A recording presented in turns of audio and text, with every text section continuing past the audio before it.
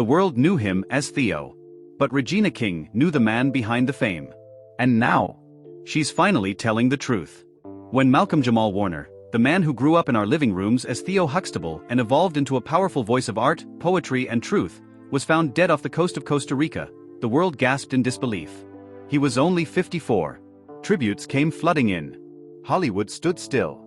But one person, the one woman everyone was waiting to hear from, stayed completely silent. Regina King. His former love. The woman who knew his scars and carried his truths. She said nothing, until now. And when she finally broke that silence, the world stopped again. Because what she revealed wasn't just heartbreaking. It was deeply personal, painfully honest, and unlike anything the public ever expected. She didn't just grieve him. She confessed something. Something she had kept hidden for years. And once you hear what it is, you'll never forget it.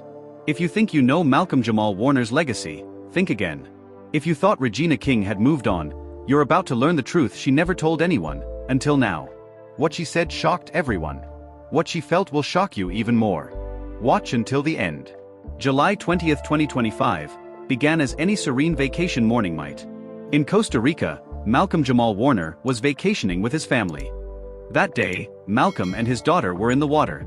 The Pacific sparkled under a cloudless sky. He swam a bit farther out while keeping a careful eye on her. Witnesses later said he looked strong, calm, even playful. But in an instant, everything changed. A rogue current formed unexpectedly and pulled him outward. He fought, they said. 4 seconds, maybe minutes. But the tide was faster than his breath.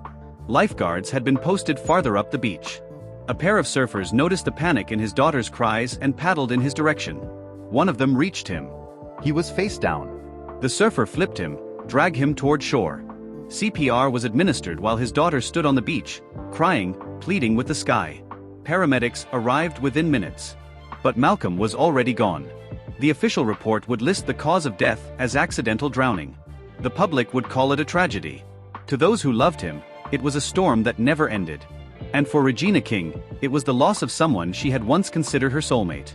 Malcolm-Jamal Warner and Regina King first met in the 1980s, when both were rising stars on major NBC sitcoms, Warner on The Cosby Show and King on 227. Though they didn't work together at that time, they were part of the same young black Hollywood scene and became acquainted early in their careers. Their paths crossed again years later, and they began dating around 2011. Their relationship became public during that time, with both appearing together at red carpet events and award shows. Warner once referred to King as an amazing woman in interviews, and their romance was well received by fans. However, the relationship ended in early 2013, reportedly in a sudden breakup initiated by Warner. King later hinted in interviews that the breakup was deeply painful and abrupt, even occurring around Valentine's Day. She did not mention Warner by name, but the context strongly suggested it was about him. Schedules became busier. Priorities shifted. Regina's son was entering adolescence and needed more of her time. Malcolm's music career was blossoming. There were talks of marriage, even kids. But something always got in the way. Distance. Fear. Timing. "We didn't fall out of love," Regina once told a friend quietly. "We just couldn't keep holding on in the storm." Though they separated romantically, they never truly disconnected. Over the years, they would exchange texts on birthdays, call during major life events, and always find a way to say, "I'm proud of you." When Regina won her Oscar in 2019 for If Beale Street Could Talk, Malcolm sent flowers. When Malcolm's daughter was born, Regina sent a handwritten letter. They had a bond that defied labels. Neither quite called it friendship, and neither would dare to call it unfinished business. But there was always a sense, unspoken but felt, that their story wasn't over. Now, in the silence after his death, that truth weighed heavily on Regina's heart. And soon, she would let the world hear what she could no longer hold inside. The call came just after noon on July 20, 2025. Regina King was in Atlanta, finishing post-production work on an upcoming feature she was directing. It was meant to be a rare return to the chair after a long hiatus. Her crew had just wrapped a session when her personal assistant approached, visibly shaken, holding out the phone with trembling hands. "They're saying Malcolm drowned," her assistant whispered, the words almost caught in her throat. Regina didn't move. For a moment, she couldn't breathe. She looked at the phone as if it were something foreign, a device too small to carry news so large. "What do you mean?" she asked, but the question came out as a whisper. "What do you mean drowned?" There was no way. Not Malcolm. Not him. He was athletic, a strong swimmer. Careful. Present. He was alive just that morning. Surely there was a mistake. But there was no mistake. The voice on the other end of the line was that of a mutual friend. He had just spoken with Malcolm's cousin, who had been on the trip. Malcolm had been pulled under the water while swimming with his daughter. CPR didn't work. The medics tried everything. He was gone. Gone. Regina sank into the nearest chair. For the next several minutes, she didn't speak. No tears. No shouting. Just silence. Her eyes fixated on a crack in the wooden floor beneath her feet, her body still. Her soul wrecked. Over the next few hours, calls came in from agents, producers, friends from Los Angeles, even the Academy. But she didn't answer. She handed her phone to her assistant and left the building through a side door. No entourage. No press release. She drove to a rented townhouse a few miles away and turned off the lights. And for the next 3 days, she didn't come out. Inside that townhouse, the grief was not cinematic. It wasn't scripted or tidy or poetic. It was the kind of grief that didn't know what to do with itself. There were moments she screamed into a pillow. Other times she lay in the bathtub, fully clothed, water running cold. At night, she stared at the ceiling. During the day, she stared at the wall. No television. No food. Just fragments of memory crashing in waves. A voicemail he left her just a week earlier. A text message she never responded to. A picture of them from 2006 at a jazz club in Harlem. The last time he called her queen. And over it all, a single question that looped through her mind like a fevered prayer. Why didn't I call him back? The media, meanwhile, grew restless. While tributes poured in from across Hollywood, fans and reporters noted Regina's absence. Twitter users asked, why hasn't she said anything? Paparazzi staked out her known addresses. Speculation swirled, was she okay? Was she even in the country? But behind the silence was a woman navigating a storm too deep for cameras to capture. And when she did finally speak, when she broke that silence, it wasn't for the press. It was for him. On July 23, 2025, 3 days after Malcolm-Jamal Warner's death, the world heard from Regina King. The post appeared on her Instagram. It was just a black and white photo of Malcolm, smiling in a quiet moment. And below it, a caption. Just words. Some people leave more than memories. They leave behind a presence that lingers, an energy you don't forget, Regina King wrote, sharing a photo of Warner on a motorcycle. My heart is with his family and all who felt his light. Rest peacefully, Malcolm-Jamal Warner. Within minutes, the post went viral. Fans across the world shared screenshots. Celebrities commented with heartbreak and disbelief. But it was that single line, I never stopped caring for him, that rippled through the internet like a tremor. People read it again and again. Was it a confession? A regret? A goodbye? Maybe it was all of those things. What mattered was that it was real, and it came from the woman who had known him in a way few others ever could. For years, fans had admired their relationship quietly. Some had even rooted for a reunion. Now, those hopes were replaced with sorrow. Her post wasn't about rekindling a flame, it was about honoring what had already burned and still glowed in memory. Regina didn't respond to the millions of comments. She didn't give interviews. But she did reshair one fan's post that read, real love doesn't need a stage. Sometimes it just needs a moment. And she gave us one. That moment became eternal. After Regina's post, friends close to both she and Malcolm began speaking out, not to the press, but quietly, respectfully, in social circles where truth often hid between sighs.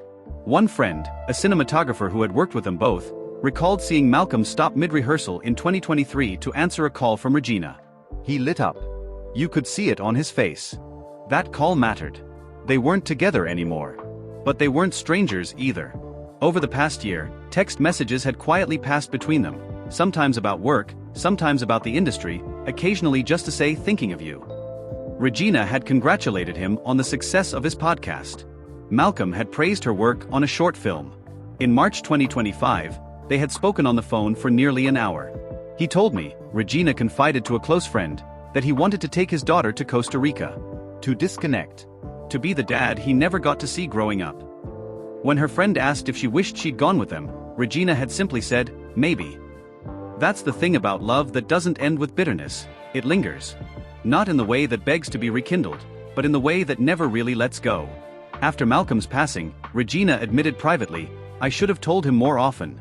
I thought I had more time." That regret was an ache too large for words.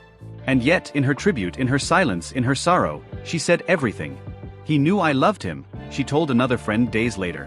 And the friend responded with something Regina would repeat often in the days that followed. "That's what matters most. That he knew." It didn't take long for Hollywood to respond. The death of Malcolm-Jamal Warner wasn't just a headline, it was a seismic loss felt across decades of American television, music, and art. The tributes came fast. From Felicia Rashad's heartfelt post, "He was like a son to me then, and a man I deeply admired now," to messages from actors like Anthony Anderson, Yvette Nicole Brown, and even Denzel Washington, the mourning wasn't performative. It was real, genuine, rooted in admiration and love.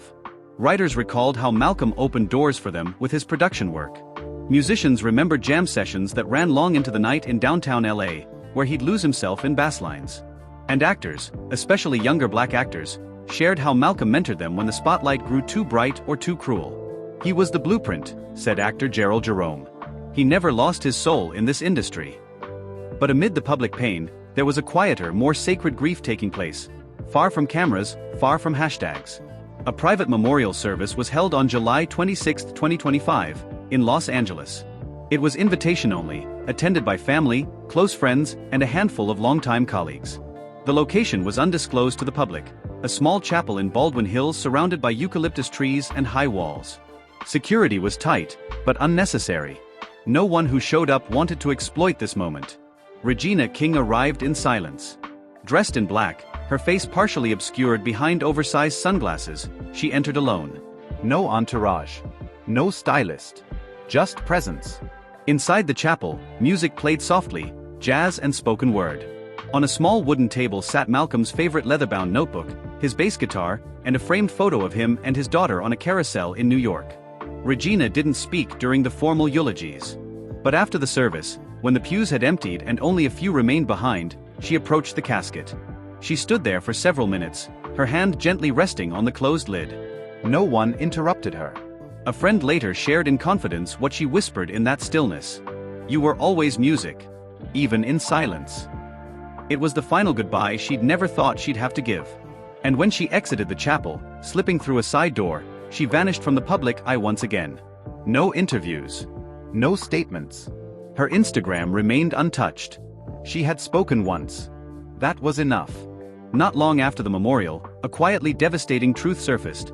Malcolm and Regina had planned to appear together on a podcast. The interview had been scheduled for early 2024, on Malcolm's spoken word and life reflection podcast, Truth Between the Lines. The two had reconnected creatively after a long period of silence. They had spoken by phone in December 2023, and the idea had come up naturally, a shared episode. Just the two of them. No hosts. Just dialogue, vulnerability, and maybe some laughs. The podcast was about navigating manhood, creativity, love, and loss in the Black experience. It had grown in popularity due to Malcolm's introspective honesty and refusal to shy away from difficult truths. He wanted Regina to be part of it, not just because she was famous or a compelling voice, but because she knew him in a way most guests never could. They scheduled the episode for February 2024. But days before the recording, Regina's schedule changed. She was called to Europe for press on a project. Malcolm told her not to worry. "We've got time," he said. "We'll make it happen." The recording never happened. However, what few people knew was that in the weeks after the missed recording, Malcolm spoke about Regina in a solo episode titled Ghosts We Carry. The episode was soft. Slower than most. His voice, usually measured and rhythmic, trembled more than usual. Midway through, he said something that listeners now revisit with fresh, painful context. "There are people we let go of because life gets loud. Not because we want to. Some connections aren't meant to be loud anyway. They hum under everything, like a bass line you don't notice until it's gone." Regina? She's that for me. Always important. Always loved. Even in the quiet. Fans clipped that moment. It went viral after his death. Regina heard the episode only after he passed. Friends say she wept while listening. Alone, curled on her living room floor, his voice in her headphones. His tribute. His truth. It wasn't the interview they were meant to do. But it said enough. Grief isn't linear. It doesn't announce its arrival with fireworks or leave gently with closure. For Regina King, grief was already an unwanted companion long before Malcolm's death. In January 2022, she lost her only son, Ian Alexander Jr., to suicide. The devastation from that loss had changed her forever. She disappeared from the public for months. When she returned, it was not as the same woman, but as someone who had survived something she never imagined enduring. And now, just 3 years later, Malcolm, her former partner, her deep friend, her tether to an earlier version of herself, was gone too. The weight was unspeakable. She leaned into privacy, into therapy, into long walks at dusk and early morning meditation. Close friends said she turned toward spiritual practices, sound healing, ancestral rituals, and therapy rooted in Black grief work. There were days she didn't speak to anyone. Other days, she shared stories with people close to Malcolm. His mother, his cousin, even his daughter. "I don't want to take up space," she told a friend once. "I wasn't his wife. I wasn't even his partner anymore. But I miss him like I never stopped being either of those things." One evening, she visited a grief circle in Pasadena, quietly, anonymously. There, she spoke not as a public figure, but as a woman heartbroken. The facilitator, unaware of her identity at first, was struck by her words. "I carry him in the quiet moments. When the coffee brews. When I hear a Miles Davis track. I carry him like breath. Like memory." Fans, though kept at a respectful distance, still found ways to lift her. They sent letters, thousands of them. Not about her roles or her accolades, but about Malcolm. About how her tribute helped them grieve their own lost loves. About how her vulnerability had become a lighthouse. One fan's letter, which Regina later kept on her desk, read, "You reminded us that love doesn't need to be perfect to be real. That grief is love's last gift. And that we don't have to say goodbye to say thank you." She never responded to the letter. But she read it every day. Regina King's Instagram tribute to Malcolm-Jamal Warner had done more than break a silence.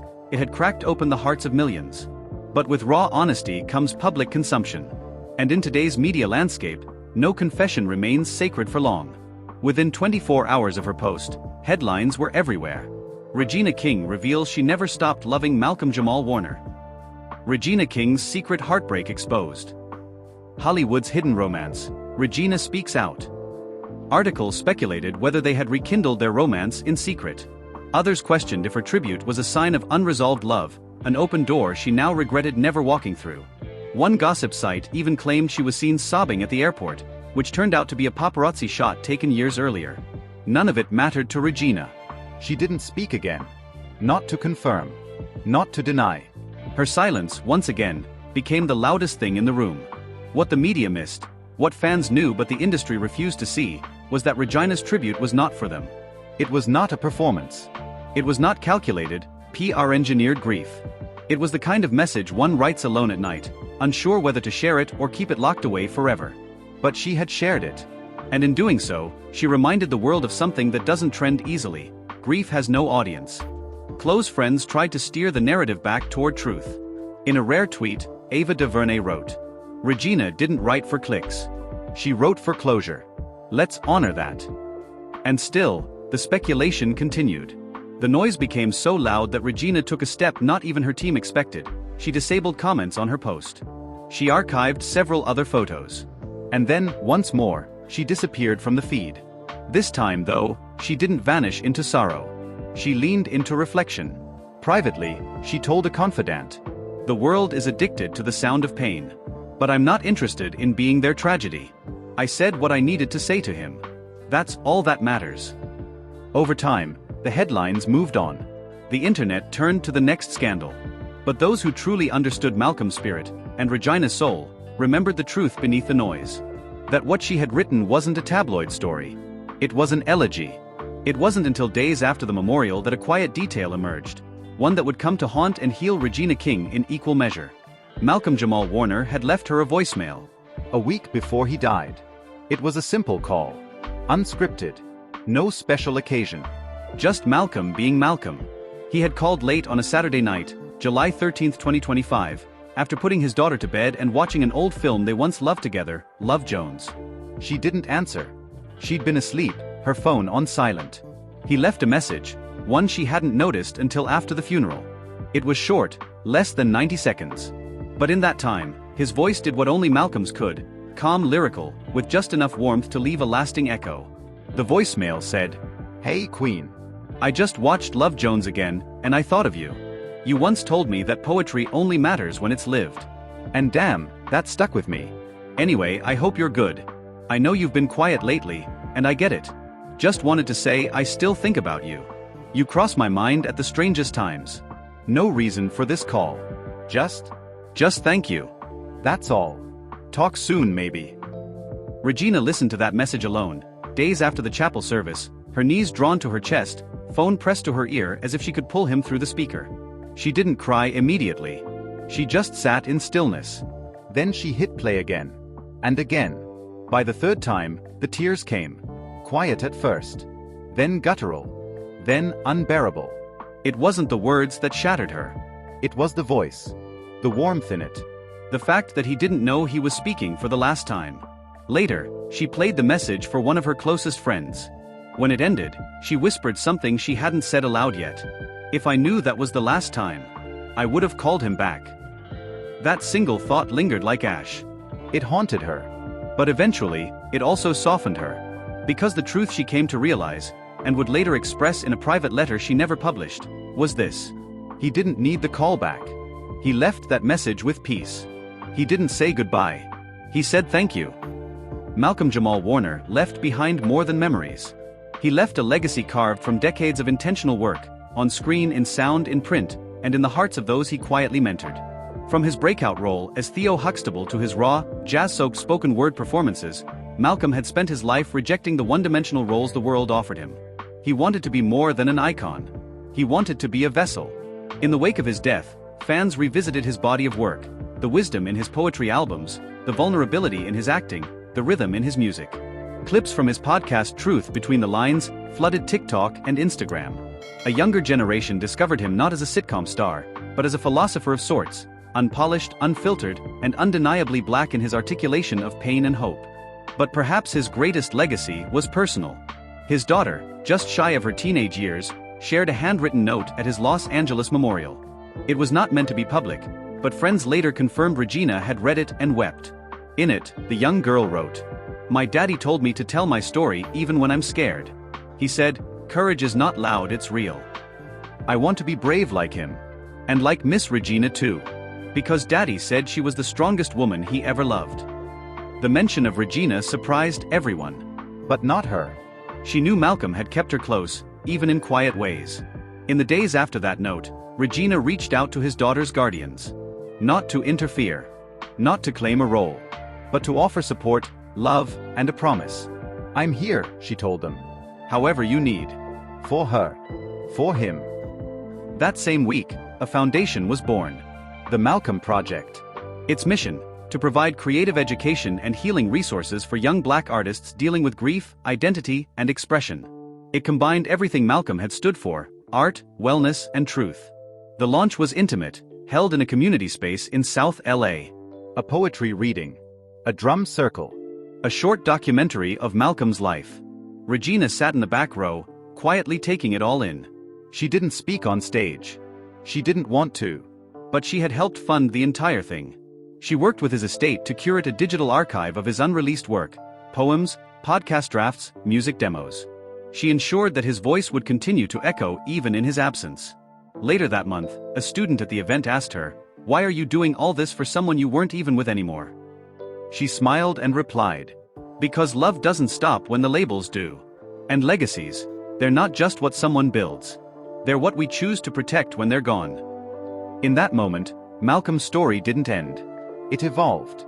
There are certain dreams we don't share with the world. Some because they feel too fragile. Others because we believe we still have time. For Malcolm-Jamal Warner and Regina King, those dreams were never splashed across the headlines. But they existed, in the quiet corners of late-night phone calls, half-finished text threads, and memories of when everything still felt possible. Before their relationship ended, they had spoken of co-directing a project. Something that would be unapologetically black, intimate, and rooted in spoken word. Malcolm had even drafted a short script. Regina loved the concept, two poets navigating grief, identity, and joy across 3 decades. But the timing was always off. Projects got in the way. Life got in the way. If Malcolm-Jamal Warner's story moved you, then like this video, subscribe to the channel, and share this video with someone who needs it. This isn't just about a man who made us laugh on television. This is about the music in his silence, the truth in his voice, and the love that outlived the goodbye.